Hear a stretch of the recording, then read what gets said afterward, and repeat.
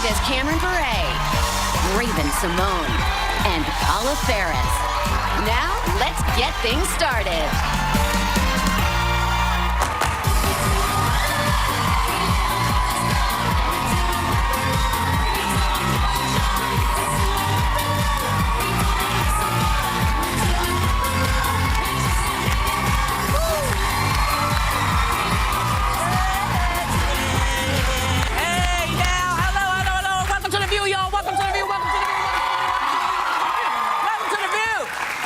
People say that it's healthy for a couple to argue. But a couples therapist posted a blog claiming there are no good fights in a relationship and that the romantic notion of an angry exchange ending up with great makeup sex isn't healthy. Who are you? I'm the couples therapist. Who says it's not healthy. Do you agree or disagree? To argue. It's not healthy to argue. Yeah, she's probably never been in a fight and had great makeup sex. I disagree with her. You do? I do, and I think there's such a good thing. I think there's a good argument and a bad argument. But a good argument you have to maintain your individuality, your sense of self. You have to know how to compromise, how to fight respectfully. But I love it when my husband puts me in my place every now and then because I do. She's the total not in a sexual way, but I'm just saying, like, when we're having an argument, I love it when he puts me in my place because I can be strong and stubborn, and I love it when. See, I don't like arguing. I do. You would think I would because I'm a lawyer, right? Yeah. No, I don't like arguing. I think people say really ugly things in the heat of the moment to each other that you just can't take back. I don't like that type of confrontation. I'm more of a retreater, you know. And my father taught me this thing, and he said, you know, if you're upset about something, think 3 to 5 minutes, think 3 to 5 months, 3 to 5 weeks, 3 to 5 years. If you're still going to be upset about this in 3 to 5 months, then address it. But if it's just something that isn't that important, then you'll be divorced in 3 to 5 months. Yeah, then let it go. But it's funny, then you let things build. But then you let things build up, and I think that there are such things. Yeah, but you have to have a mutual decision, though, to argue. Because, like, my first husband and I used to argue a little bit more. Steve, he's like, Steve will not argue. The first husband part, they didn't work out. Okay, just checking. Yeah. But Steve is like Mahatma Gandhi. The guy will not argue, and he wears sheets also around the house.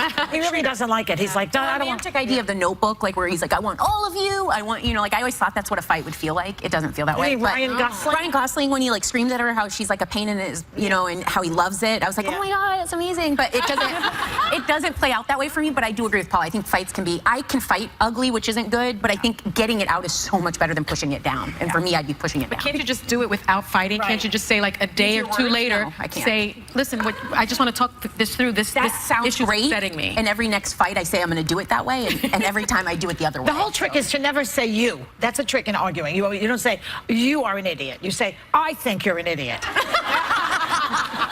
But you just said that's a form of you. But you don't accuse. I started with me. It's like, it's about me. I think you're an idiot. Well, I mean, we're not talking about slandering the other person. I mean, you have to be able to fight fair, but I think there's a danger in letting things. Yeah, you don't want to destroy them. There are a few things you never go to, but you can dance right up to that line. And then you can do the real dance afterwards. He knows what we don't say. But, yeah. See, this is why couples therapy, which we could talk about too, doesn't always work because you're in the thing. You have a safe space because there's a third person there, and you say things like, you know, well, he's not a generous lover. The next thing you know, you're getting divorced. Yeah. Because you've said something, or he's lousy in bed. Imagine if you say things like that in front of someone else. Yeah, and it's the same with or even to each other. It's painful. It's ugly. Hurtful. Yeah, but that's a conversation you should have had way before you got into marriage. You know, for me, I always think the biggest problem that couples have is they don't tell the truth. They don't say what they mean when they get into a relationship. Because if I felt I couldn't say to you, you know what, I'm not as satisfied as I'd like to be. You know, people say, oh, you can't say things like that. But then how are you going to know I'm not getting what I need? But see, if you say it the way you just said it, in a nice, in a way, see how she said in a way, you know, I'm not as satisfied as I could be. It's very different from, I was in bed. That's why I don't like you. That's why you don't get drunk. That's why you don't get drunk and say stuff. Or angry like that. But see, you can have conversations with, you know, this idea that you have to fight. Yeah. You know, if you're having conversations with your partner and something is wrong, if you can't tell your partner something is wrong. What's the deal? Why have a relationship? It doesn't have to be a fight. Why does it have to be a fight? It doesn't start out of the dates as a fight. When you were saying if you say it like that, our first few exchanges are lovely. It's when we keep going that I go up. Because you guys know with the hot button. You know where the hot button is. Right. And I don't want to just say it, but you're on the road to the hot button. So why not just say, let's stop this. Let me tell you what's bugging me. That's what the therapist said to us. That's what it is. With decency and love and kindness as opposed to anger. It's just so hard when you're angry to find your good words. You have to go in another room, close the door by yourself. That counts to 10. Don't let it get to that. Retreat. That's what I'm saying. No, don't retreat, because what happens is you then build up resentment. And so you don't want to retreat. What you want to do is you want to feel comfortable. This is my opinion. You want to be comfortable enough to say, can I talk to you? Something's been bothering me. I agree. That's the conversation. Then it's not about, because people suck their teeth and roll their eyes at the other one, and you're just about to get something out of the refrigerator, and you see them go like this. And you go, did I just see that? Exactly. Is everything okay? Everything's fine.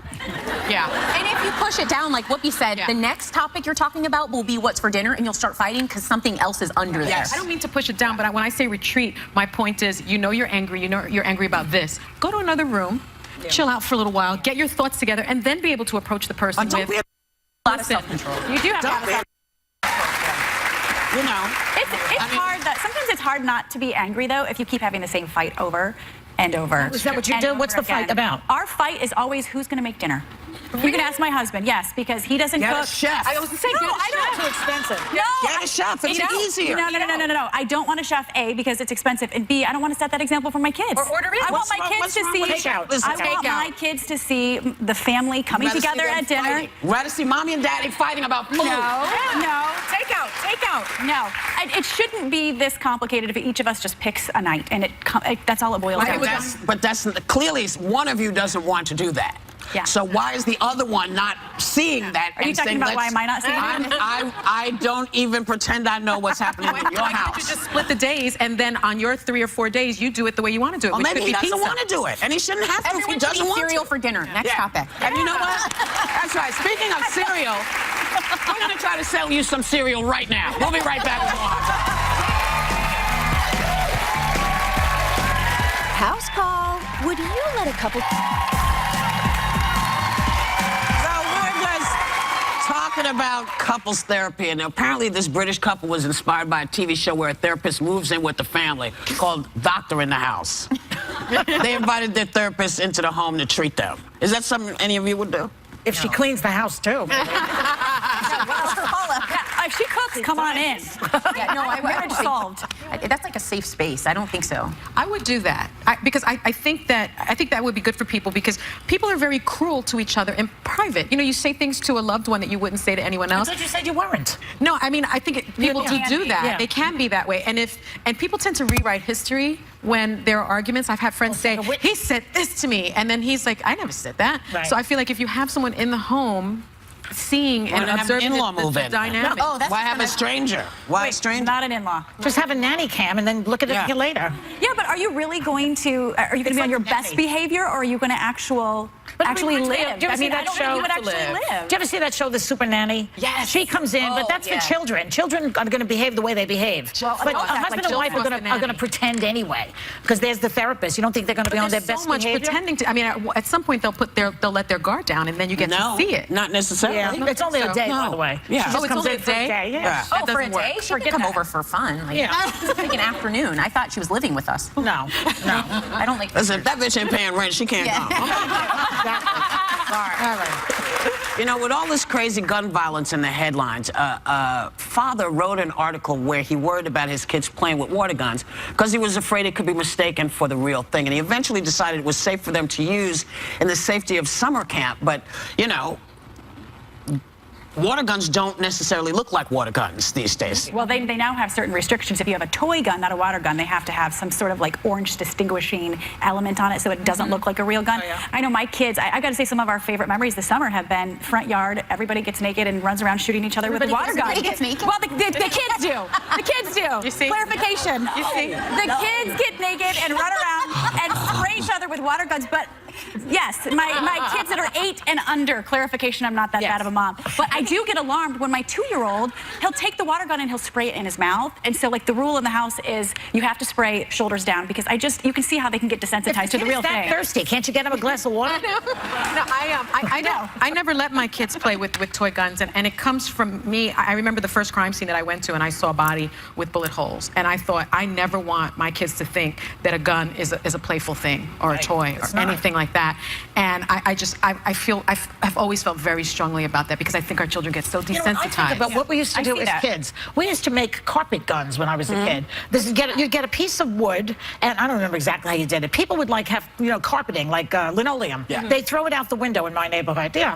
And so we'd go in the yard and get the linoleum, cut it into little pieces, get a piece of wood with a rubber band, and put the little linoleum, and then shoot it at each other. Really? Yes. Now, blindness ensues very often. You used to do this? I used to do that with a Yeah, because linoleum we gun. knew. Listen, that's why I feel that water guns should look like water guns. When I was a kid, they were bright orange, they were yellow. It was nothing but a water gun. You could not mistake it for anything else.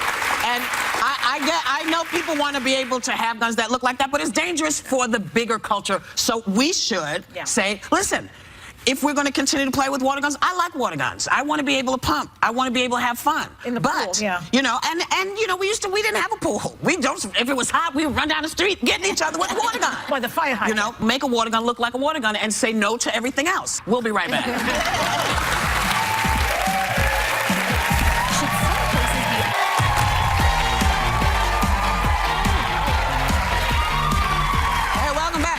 Apparently, this election has people fired up about politics. And a new poll found that more people are arguing about politics in the workplace. Of course, it's our job to do that, but is this a topic that most people can't or should avoid at work?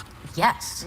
It's such a polarizing topic that imagine if you saw like someone that had really strong beliefs that were different from yours. It'd be hard to forget that when you are interacting. Yeah. I think people are forgetting too how to be civil and how to disagree without being a jerk. You know, there's so much venom, and if you don't believe how I believe, you're an idiot. If you're going to vote that way, you're an idiot. That's what I don't like to see. Like, let's have a civil conversation about politics and let's respect one another at the end of the day. I think people aren't doing that for whatever reason in this political cycle. This was interesting to me. The most likely to fight over politics by industry. Computer folks, 47%. Oh, yeah? Computer folks. Yeah, healthcare. They want to talk. Yeah, they want to talk. Healthcare, 24%.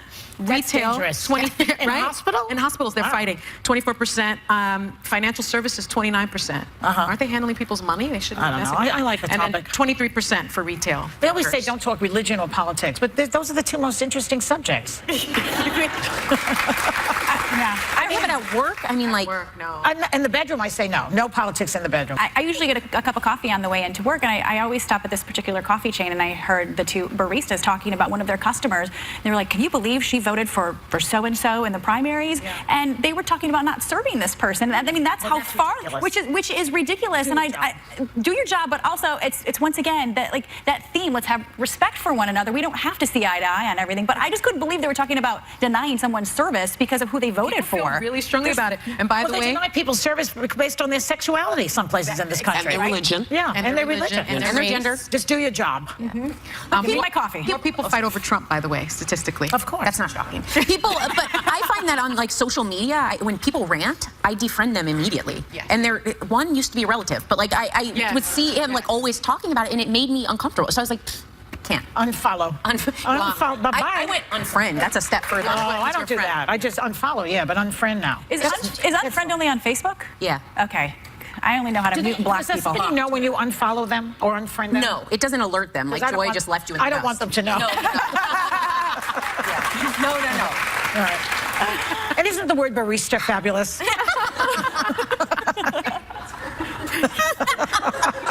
We lost. This and other stimulating conversations will be next. We'll be right back. Hi, everybody. I'm Dan Knuckles, and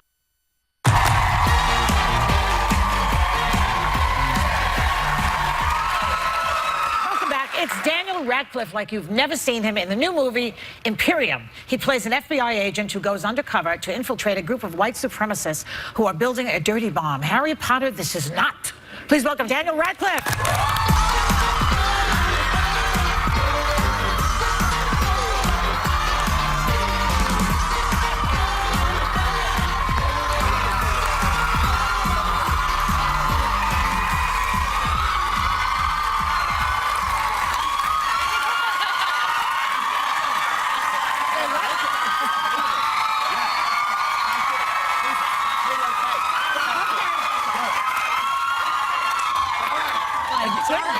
This is gonna be a real anticlimax after that. I can't possibly live up to that. Thank you very much. That was very kind.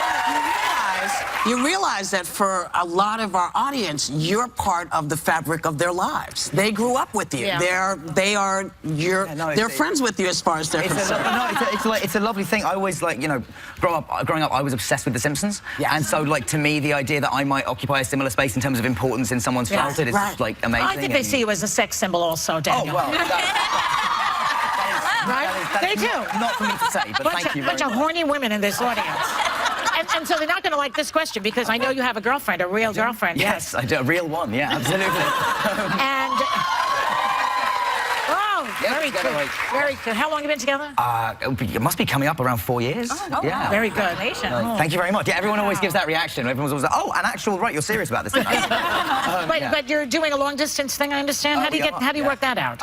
Well, yeah, she's in California filming a series at the moment, and I'm here doing a play, and so we're sort of just Skyping endlessly. But there's always an element of long distance to sort of two actors in a relationship. We always end up traveling a lot. So we're quite used to it. But this is the longest we've done. It just is what it is, isn't it? As long as there's Skype, you're fine. Exactly. And then, like, I always think about, like, what must this have been like to do in the 1800s? You know, it wasn't easy. You had to call people on the phone, and you looked at the phone. You have to really. You must have really liked it. Can you see me? What about the 1980s? You had to just resort to phone sex. Our phones were this big. Nothing about But our phones were this big, so it was easier. It was easier. It's definitely. I'm very grateful for Skype and FaceTime. Yes. But I also found out that you actually fell in love on a movie, Kill Your Darlings. Yeah, that's where we met. Yeah. So do you ever just pop the DVD in and watch it? Well, what's great about it is that this is like that was us first meeting, and we were just like flirting, and there is like an actual kind of record of that, like, because that's what our characters were doing as well. So you definitely can't show the rest of that scene at this point in the day. But yeah, so that's how. So we do have like this sort of lovely record. There's of a that record now. of it. Yeah, that's kind of nice. It's kind of good. You know, I saw your new movie Imperium last night. Okay. It is phenomenal. Oh, everyone should watch it. But it is very uncomfortable. It's very dark, especially as a woman of color. I mean, it's about your role as you're an FBI agent infiltrating a white supremacy group. Yes. And given what's going on in race relations now in this country, what did you learn about those types of groups? I think the main thing that I sort of took away from the film is that as difficult as it is to not just be, because, you know, your reaction to somebody like that and to white supremacists and that sort of thinking is just sort of disgust and anger, obviously, and revulsion. But the thing I sort of suppose I took away from it is that the more you act that way towards them, the more it plays into their worldview that the whole world is just a conspiracy against them. So I think it's as hard as this is. I also am firmly of the belief that nobody comes out of the womb thinking like this. You have to learn this way of thinking. And so I think that I did come away with like a semblance of hope in the idea that, you know, if this film can be part of like a tiny part of like a dialogue that needs to start, then that would be obviously like that's reason enough for doing the film. Now, Daniel, there was a scene where you actually had to shave your head to become a skinhead. Yes. And that was pretty powerful. It was, that was oh yeah, look, there you go. That was fun, actually. That was like, because it was one of those things where the director was like, we can come up with like, they were coming up with lots of clever ideas that didn't involve me just shaving my head, and I was like, why don't I just shave my head, guys? And so yeah, I did it on camera, and it was really fun. Like I were it not for the political associations it has now in my head, because I did it for this role, I would like, it's great, it's really easy. It's great. It's comfortable. It's very comfortable. I really enjoyed it, and it also like, it makes like women touch your head all the time. You're a very so does that hair you got going on, though. Oh really? Oh, thank you. Okay. You don't want too many people touching your head. No, I shouldn't probably invite that on national television. Nah. Probably a bad idea. That's what. Hi, Dan. Okay, yeah, sorry. I guess I said you could. Yeah. You also get a lot of buzz for another quirky film that I can't wait to see, called Swiss Army Man. Yes. Where you're playing a corpse. Yeah, I play a dead who he's very flatulent, the corpse. It is. There's many other things about the film people have been focusing on. I'm not giving anything away. In the first couple of minutes of the film, Paul Dano, whose character is Hank and is alive, rides my character Manny across the water like a jet ski propelled by his fart. Right. Okay. So everyone who laughed, you're going to enjoy the movie. Everyone who didn't, it's probably not for you. That's okay. A lot of people are going to want to see this fall. There's a Harry Potter spin-off coming out called Fantastic Beasts and Where to Find Them. It's going to be hitting the big screen. And Eddie Redmayne is starring, kind of putting on his wizarding. He's entering the wizarding world. I hear his outfit elicited a little bit of jealousy on your behalf. Well, yeah, only because, and I've said this to Janny, our costume designer as well, who was from Potter, you know, I spent 10 years in jeans and a zip top. And he's quite natty. He strolls in and just, yes, thank you. I mean, like, it's but it's like, which one would you rather wear out of those two? But it's such a different era. It is. You're right. It's set in a different time. It's set in a different thing. But yeah, I felt slightly shortchanged when I saw the photos. I was like, oh, come on. Just be but you know, you're it. Oh, well, thank you. There is no other. There will never be another. You are the original Harry Potter. That's right. You are Harry Potter. Thanks so much for coming on the show. We appreciate it. Good luck to you. You're wonderful. Thanks to Daniel Radcliffe. Imperium is at theaters August 19th, and we'll be right back. Yes. He killed in the Broadway smash.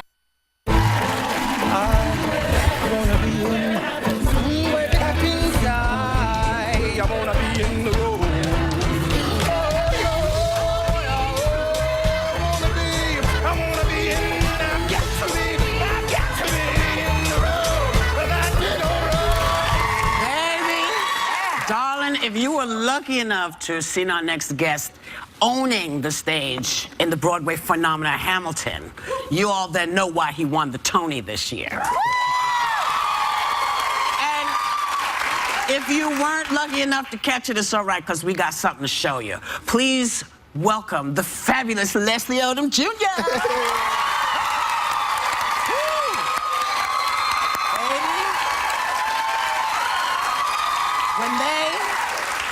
When they called your name and said the Tony goes to. Yeah. Did you hear Leslie Odom Jr.? Did you hear Leslie Odom? What did you hear when it happened? I heard, do not mess this up. I heard, make sure you thank everybody that you were supposed to thank, because, you know, it's not a guarantee that you'll ever be up there ever again. True that. And so I had 3 sections in my mind. I don't remember what they were, but, you know, there was like my cast. Right. And then my family, and then there was something else. You know what I mean? I had to thank 3 sections of people and then get out. Look, should we mention that you were up against Lin-Manuel Miranda, who created Hamilton? Well, Lynn's got a couple Tonys. I think he's all right. I think he's going to be all right. He's not mad. He's not mad. He ain't mad at nobody. Now, you played Aaron Burr for 2.5 years, and you recently left in July. What prompted that? Why are you not doing it anymore? Well, I did the show around 400 times. So by the time it takes a second for the movement to catch on, you know. So by the time a lot of people heard about it, we'd already been doing it for a while, and so, you know, your knees start to ache and your back starts to ache. So it felt like it was time to go. It felt like it was time to get these guys back together. I performed on and off with these guys for years. We've known each other, but this is these guys. This is the first time that we have put together a project, you know, and we decided to focus on this again. So Leslie, you taught yourself to sing when you were 5, but then somebody told me everything changed because you got a karaoke machine when you were a teen. Do you remember the first song you sang karaoke-wise? It was probably like This Little Light of Mine. This little light of mine, I'm gonna let it shine. This little light of mine, I'm gonna let it shine. This little light of mine. Yeah. I'm gonna let it shine, let it shine, let it shine, let it shine. Right. Oh my God! Hey! Oh, don't start. That was just a taste. Yeah. Don't start. Because, you know, don't put a band behind me, because you'll all go home. That's the way it is. We are actually going to hear more now from you. Without further ado, here to perform Autumn Leaves off his self-titled CD, Give It Up for Leslie Odom Jr.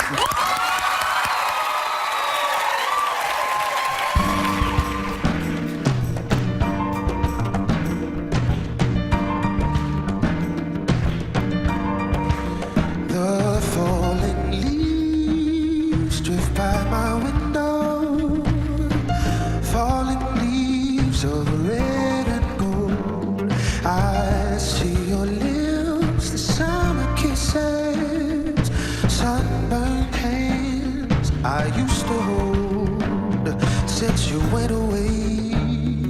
The days grow long. Soon I'll hear old winter song, but I miss you most of all, my darling. When autumn leaves start to fall.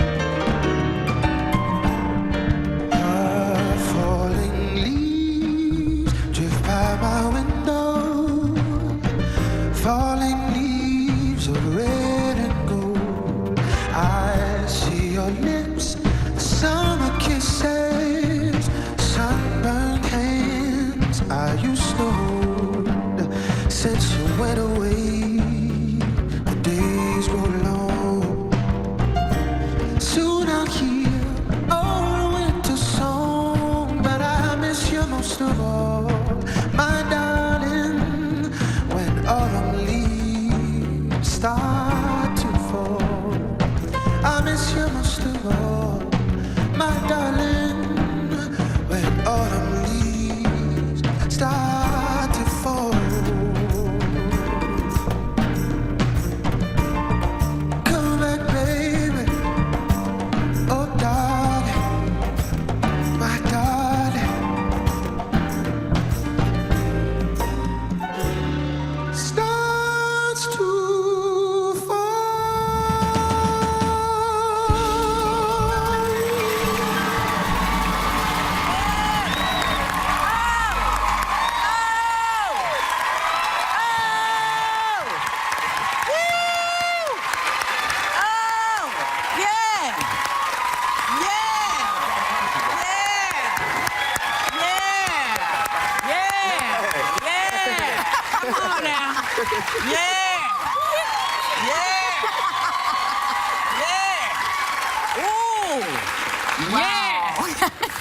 Start to fall. Yeah. Anyway, thank you, Leslie Odom Jr. Members of our audience, you lucky folks, you are going home with this CD. Yeah, you're going home. You're going. Yeah, that's right. We'll be right back.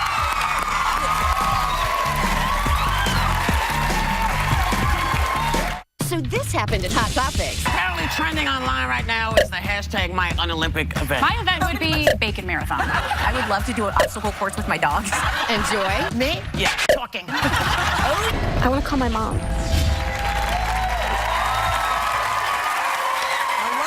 Welcome back. You have a question? Yeah, well, Hamilton's the hottest ticket on Broadway. Everyone except me has seen the show. The Obamas, Clintons, Jay-Z, Beyonce. Have you ever gotten nervous when you're performing with someone that's out there? When Prince came, that was pretty. Yes. That was pretty heady. Yeah. Prince came. He came about a week before he passed. Oh, wow. Yeah. And I mean, he didn't come backstage and say hi or anything, but Prince didn't do that. But he sent us a tweet. Yes. Afterwards, and he said that he loved the show. And then a friend of his showed me an email that he sent her that night. The subject line just said Hamilton, exclamation point, exclamation point. And that was all the email said. That was enough. That's all I'm going to say. It was kind of amazing. It was a stunning show. And you can still see it. Yeah. It's got a new cast, but up to the task. Yeah. But take it, if you haven't seen it, please do yourself a favor, because it's one of those life-changing shows like West Side Story was, or like Hair was, or, you know, any of those big shattering changes where you suddenly realize that you fit in the theater community, where anyone sitting in this audience can be there. We can say this to you also. Have a great day. Celebrate yourselves and take a little time to enjoy the view.